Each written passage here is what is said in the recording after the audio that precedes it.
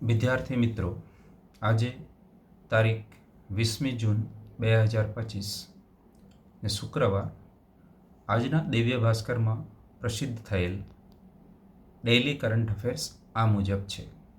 Number 1, ભારતે operation Sindhu શરૂ કર્યું છે. ઇઝરાયલ ઈરાન સંઘર્ષ વચ્ચે ભારતે ઈરાનમાં ફસાયેલા ભારતીયોને બહાર કાઢવા માટે ઓપરેશન સિંધુ શરૂ કર્યું છે. અત્યાર સુધીમાં 110 ભારતીયોને પાછા લાવવામાં આવ્યા છે. Number 2, Kangana world para athletics ચેમ્પિયનશિપની બ્રાન્ડ એમ્બેસેડર છે. Kangana Ranaut world para athletics championship 2025ની બ્રાન્ડ એમ્બેસેડર બની છે. ભારતમાં યોજાનારી આ સૌથી મોટી પેરા સ્પોર્ટ્સમાં 100થી વધુ દેશોના એથ્લેટ્સ ભાગ લેશે.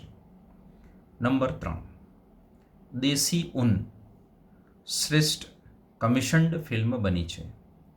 ભારતીય એનિમેટેડ ફિલ્મ દેશી ઊનને એન્નેસી ઇન્ટરનેશનલ એનિમેશન ફેસ્ટિવલમાં શ્રેષ્ઠ કમિશન્ડ ફિલ્મ માટે જ્યુરી એવોર્ડ મળ્યો છે. તે ફિલ્મ નિર્માતા સુરેશ અરિયત દ્વારા બનાવવામાં આવી છે. નંબર 4, કતાર એરવેઝ શ્રેષ્ઠ એરલાઇન એવોર્ડ જીત્યો છે. સ્કાયટ્રેક્સ વર્લ્ડ એરલાઇન્સ એવોર્ડ્સમાં કતાર એરવેઝને શ્રેષ્ઠ એરલાઇન તરીકે પસંદ કરવામાં આવી છે. આ 9મી વખત છે જ્યારે કતાર એરવેઝે આ ખિતાબ જીત્યો છે.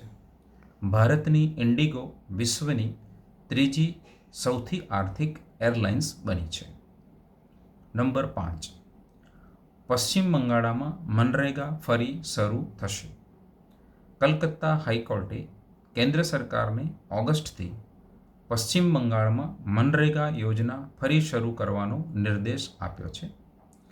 માર્ચ 2022થી રાજ્યમાં આ યોજના સ્થગિત હતી. નંબર 6, ભારત કેનેડામાં હાઈ કમિશનરોની નિમણૂક. G7 દરમિયાન ભારત કેનેડા દેશોની રાજધાનીઓમાં હાઈ કમિશનરોની નિમણૂક કરવા સંમત થયા છે. FTA પર પણ વાતચીત શરૂ થશે. જૂન 2023થી બંને દેશો વચ્ચેના સંબંધો તણાવપૂર્ણ હતા. નંબર 7, ઇંગ્લેન્ડ મહિલા T20 વર્લ્ડ કપનું આયોજન કરશે. ઇંગ્લેન્ડ મહિલા T20 વર્લ્ડ કપ 2026નું આયોજન કરશે. ટુર્નામેન્ટમાં 12 ટીમો ભાગ લેશે. 24 દિવસમાં કુલ 33 મેચ રમાશે. ભારતનો પહેલો મુકાબલો પાકિસ્તાન સાથે થશે. નંબર 8, બિહારમાં 6 નાના એરપોર્ટ બનાવવામાં આવશે.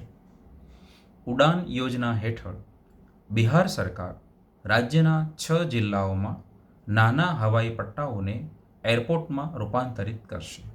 આમાં મધુબની, વીરપુર, મુંગેર, વાલ્મીકીનગર, મુઝફ્ફરપુર અને સહસરારસાનો સમાવેશ થાય છે. નંબર 9, સેબી બોર્ડ ઓફ ડિરેક્ટર્સમાં અનુરાધા ઠાકુરનો સમાવેશ. આર્થિક બાબતોના વિભાગમાં OSD અનુરાધા ઠાકુરને સેબીના બોર્ડ ઓફ ડિરેક્ટર્સમાં સામેલ કરવામાં આવ્યા છે. નિવૃત્તિ પછી તેઓ અજય શેઠનું સ્થાન લેશે. નંબર 10, રામ બહાદુર રાયને પદ્મભૂષણ.